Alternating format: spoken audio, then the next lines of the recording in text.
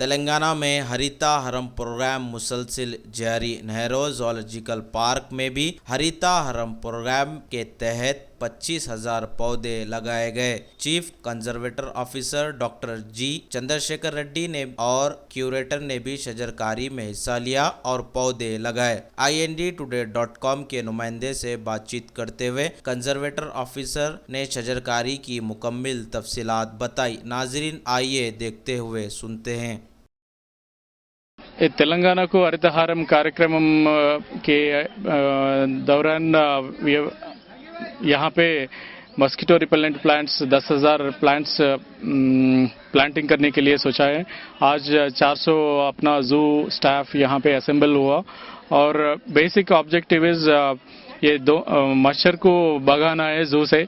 यहाँ पे इतना अच्छा वेजिटेशन है, फिर भी क्यों प्लांट्स लगा रहे बोल के लोग पूछ रहे, मगर यहाँ पे मच्छर को भगाने के लिए दो तरह का मौका है। एक इज गंबूजिया फिश पानी में छोड़े तो लार्वा को काके मस्कीटो प्रॉब्लम कम हो जाएगा, और ये मस्कीटो रिपेलेंट प्लांट लगाने से उससे जो स्मेल आता है उस स्मेल से मच्छर भागने की बहुत चांसेस है।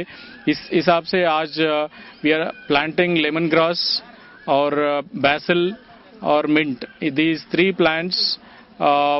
ये उससे बहुत स्मेल आता है, उस स्मेल से मच्छर जाने के लिए बहुत चांसेस है। सो और जू में तो every plant has chance of survival. कुछ जो भी पौधा लगाते हैं वो कम से कम बड़े हो जाता है डेफिनेटली, और उससे बहुत फ़ायदा होता है। एनिमल्स को फ़ायदा है, विजिटर्स को फ़ायदा है, सब लोगों को एरो में भी मिलता है, प्लेजेंटनेस भी आता है। वो हिसाब से आज प्लांटिंग कर रहे हैं।